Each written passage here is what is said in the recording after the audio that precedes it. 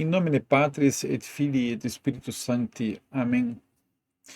Pater omnium benedictionum, infunde super me gratiam Spiritus Sancti, ut mens mea aperiatur, ad intelligentiam sacrarum scripturarum, et ut interpretando eas cum auxilio eius, cor meum aperiatur ad veritatem et conversionem.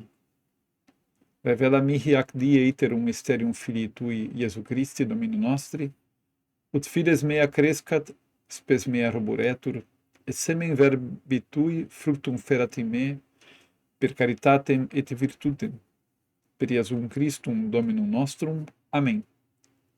Iesu Domine misericordiae, in te confido, Maria Virgo dolorosa, ora pro nobis in nomine Patris et Filiis et Spiritus Sancti. Amém.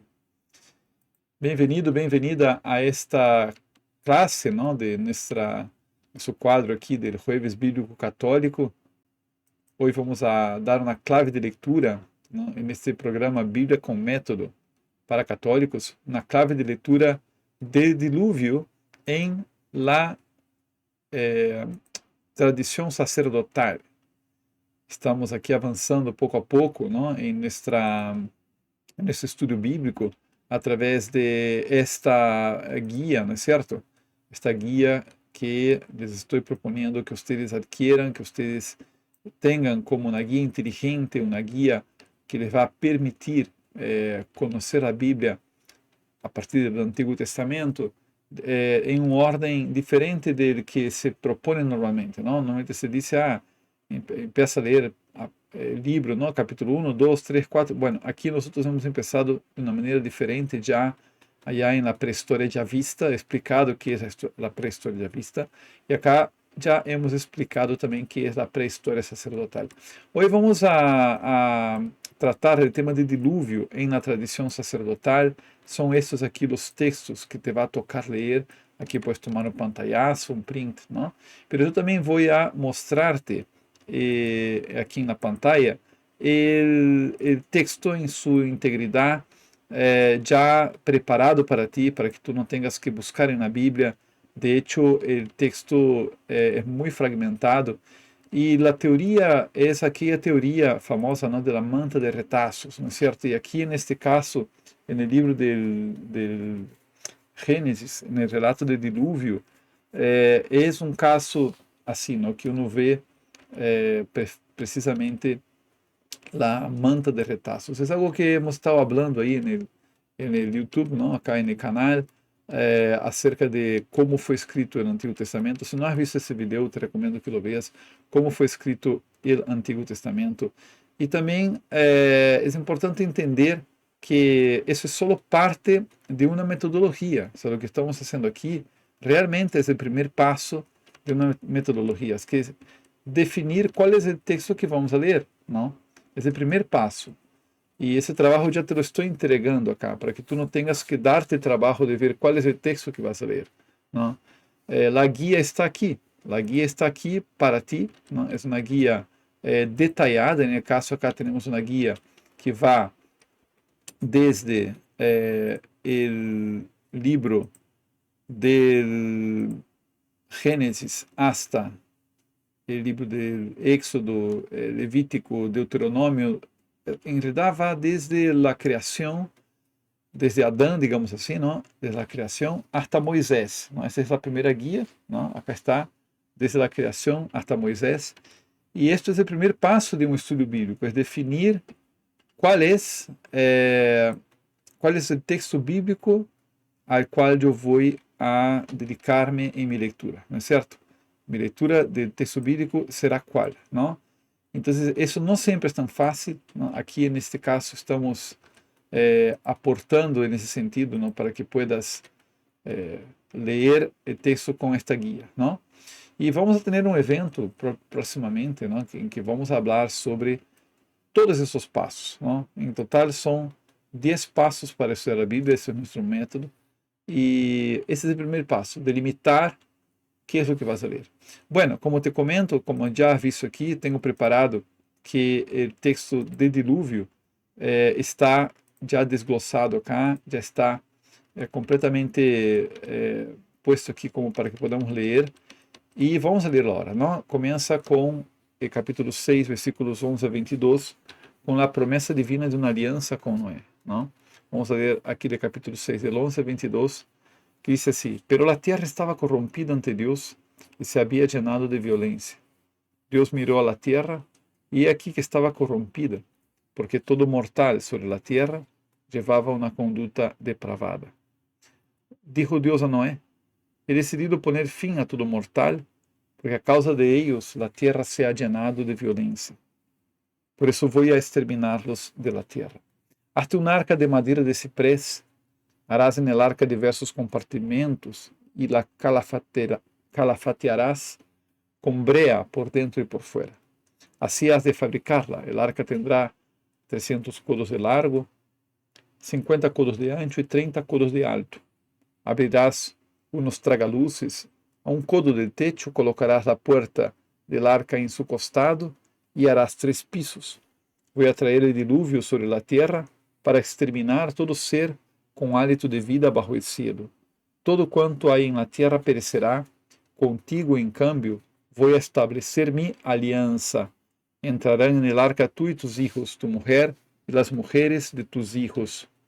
Meterás en el arca una pareja de todo ser vivo, de toda carne, para que sobrevivan contigo. Serán macho y hembra, de cada especie de aves, de animales y de reptiles del suelo. De cada una entrará una pareja contigo para que sobrevivan. Tú mismo procúrate todo tipo de alimento y almacénalo para que os sirva de comida a ti y a ellos. Noé hizo todo tal y como Dios le había ordenado. Noé tenía 600 años cuando cayó el diluvio sobre la tierra. De los animales puros y de los impuros, de las aves y de todo lo que repta sobre la tierra, entraron con Noé en el arca por parejas, macho y hembra, como Dios había ordenado a Noé. En el año 600 de la vida de Noé, el segundo mes, el día 17 del mes, ese día irrumpieron todas las fuentes del abismo y se abrieron las compuertas del cielo.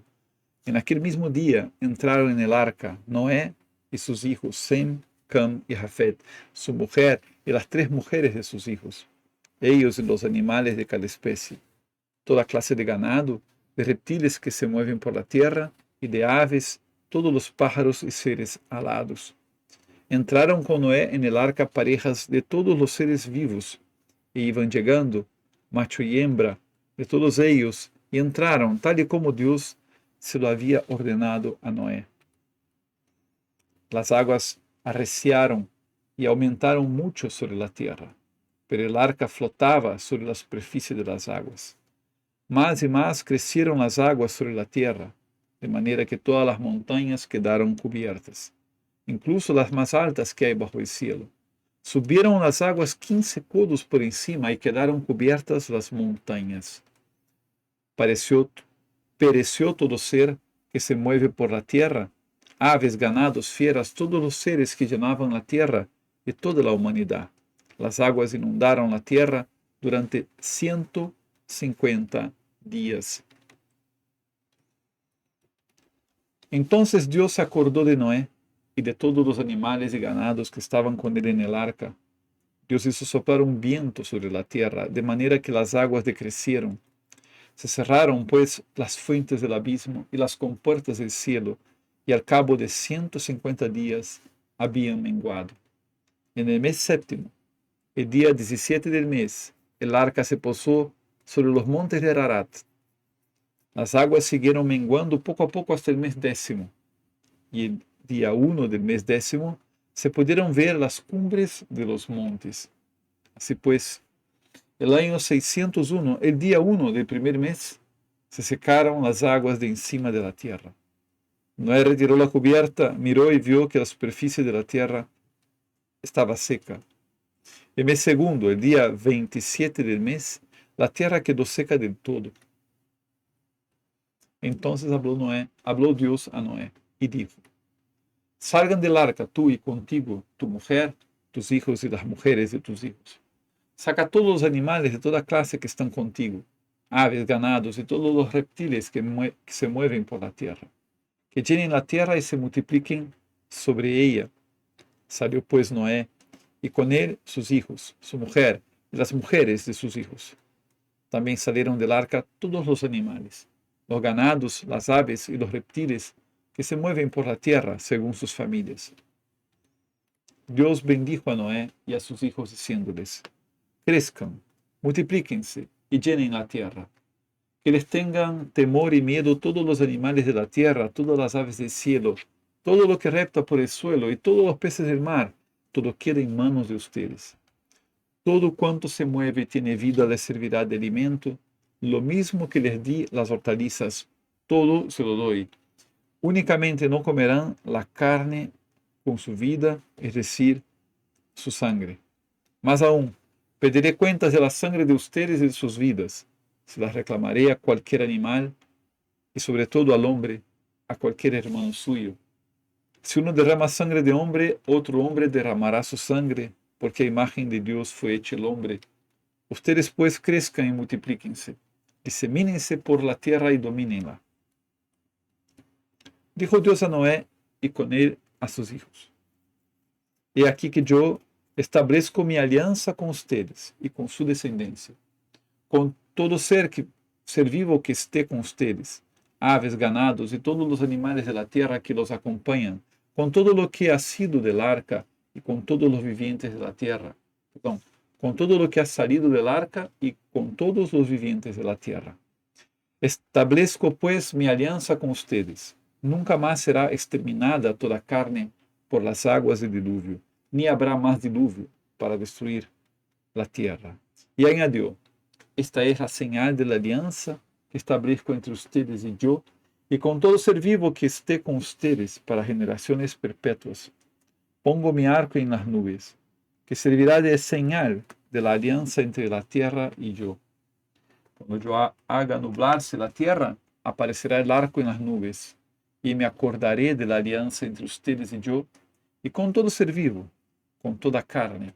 Y las aguas no serán más ya un diluvio que destruya toda carne. En cuanto aparezca el arco en las nubes, lo veré y me acordaré de la alianza eterna entre Dios y todo ser animado, toda carne que hay sobre la tierra. Dijo Dios a Noé: esta es la señal de la alianza que yo he establecido con todos los seres que hay sobre la tierra.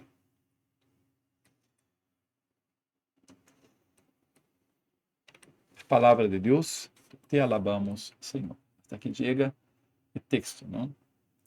Ahí está, ¿no? Una narración diferente de la que hicimos del relato de Avista.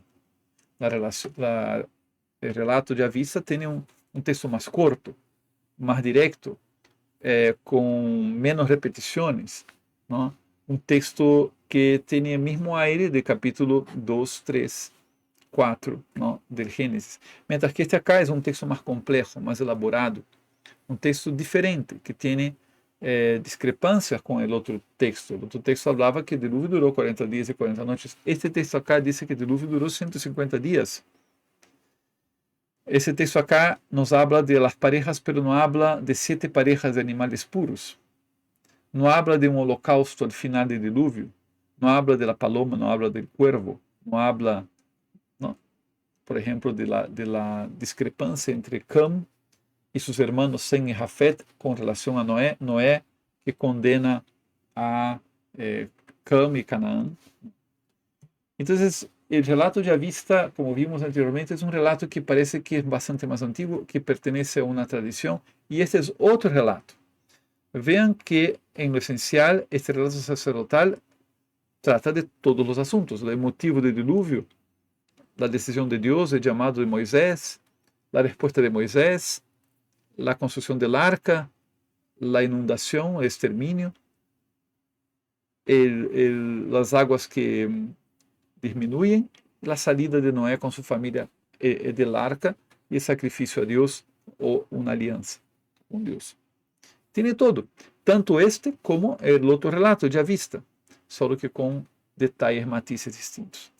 Entonces, aquí está la propuesta para que tú examines ese texto. Yo tengo acá una guía que también puedo compartir. Será una guía que, si la lees, será muy benéfica, ¿no? Que es una comparación entre estos relatos bíblicos, el relato de Avista y el relato sacerdotal. Mira que interessante isso, não? Acá ponemos paralelos, não? Em paralelo, ambos relatos, não? E traçamos aqui, efetivamente, as diferenças que há nestes respectivos relatos. Y efectivamente, no voy a entrar aquí en detalle, ¿no? Esta hoy te lo puedo pasar. Si es que entras al grupo ya, a la comunidad oficial Ricardo Braz, yo te puedo pasar esta hoja en el WhatsApp. Busca aquí en la descripción del video cómo entrar a ese grupo de WhatsApp. Tú vas a poder analizar, mira, cotejar cómo en cada uno de los temas, de partida todos los temas están presentes, ¿no? No falta ningún tema, tanto en un relato como en el otro. Pero em cada um desses temas há uma diferença, não? E são diferentes formas de ver o dilúvio, não? A Bíblia não tem nenhum solo relato de dilúvio, tem dois, não? E o estilo literário, vocabulário que se usa, a estrutura, incluso, de como está este texto de dilúvio, tem muito a ver com o capítulo 1, com o relato sacerdotal da criação. Por exemplo, o capítulo 1 tem um calendário de la semana, ¿no? La semana creacional. Este texto acá de diluvio tem um calendário também, mas um calendário del año, ¿no? Del año, es decir, en realidad todo el evento de diluvio aquí dura un año. Pero essa ideia de contar, ¿no? Tanto la creación como el diluvio em base a um calendário, ¿no? É típico da tradição sacerdotal que se caracteriza por recuperar as tradições litúrgicas, por estabelecer o calendário litúrgico de Israel, e neste calendário litúrgico se encaixam tanto a criação como o dilúvio, não? E aqui há vários aspectos mais desse texto que eu te vou obsequiar, se é que tu entras aí ao grupo de WhatsApp, por allá vou compartilhar isto nos seguintes dias. Então, essa é a proposta, não? A proposta é ler o texto de dilúvio desta maneira, não? Primeiro é de vista e agora é sacerdotal. Também te vou passar as lâminas com o texto bíblico que acabo de ler, e espero que não somente esta classe seja de grande proveito para ti, sino que também a leitura que vayas a hacer novamente desse texto e a comparação, não, também seja muito transformadora para ti. Dilúvio é um episódio, não, bíblico, que é comentado pela própria Sagrada Escritura. Acá pongo ao final deste bloco visão cristiana do dilúvio, não? O dilúvio como figura da morte e ressurreição de Jesus Cristo. O dilúvio como figura das águas do bautismo que nos transformam em criaturas novas. Assim como também o dilúvio foi um evento como que surpresa para aqueles que não creiam. O dilúvio é figura da parousia, da segunda vinda de Cristo, daquela venida que não tem nem dia nem hora, não? E que vendrá como surpresa. E os que estão preparados, como Noé e sua família, se salvarão, não? Mientras que os que não estão preparados sofrerão allí mesmo o juízo. Correto? Então, trago esse tema o dia de hoje, não? O dilúvio na pré-história já vista. E eu quero, pouco a pouco, ir levando-te por o caminho de uma Bíblia com método. De hecho, acá nós hacemos, repito, ¿no? Este quadro mostrando simplesmente o primeiro passo de um método, que é o primeiro passo. O primeiro passo é ponernos na presença de Deus e elegir que texto vou ler, ¿no? Qual é o caminho, o itinerário que eu vou fazer. E uma vez que eu he leído esse texto, dentro de um contexto, eu empiezo a analisar, empiezo a contextualizar o passagem para poder interpretá-lo, ¿no? Segundo o espírito em que ha sido escrito. Então, espero que esta classe te haya sido de muito benefício, ¿no? Que tu puedas realmente gozar do conhecimento, do entendimento da palavra em tu leitura. Queda como tarefa para ti, ¿no? Como proposta ler novamente esse texto e fazer as comparações com o texto já vista. Repassa também a classe te recomendo, ¿no? Que repasses o vídeo que tenho aqui de la classe sobre a pré-história já vista, ¿no? E também sobre dilúvio no relato já vista. E quando tu leas novamente dilúvio já vista e agora leas o dilúvio sacerdotal, vas a poder comparar melhor uma coisa com a outra. Eso sería todo por hoy, ¿no? Sería todo por hoy. La tarea está hecha de presentarte esta guía y vamos a terminar aquí con una oración, ¿no? Una oración final. En el nombre del Padre, del Hijo y del Espíritu Santo. Amén. Yo te alabo, Padre, Señor del cielo y de la tierra, porque has ocultado estas cosas a sabios e inteligentes, las has revelado a los pequeños y Padre, porque así te ha parecido bien. En el nombre del Padre y del Hijo y del Espíritu Santo. Amén. Entonces, hasta la próxima y que Dios te bendiga mucho.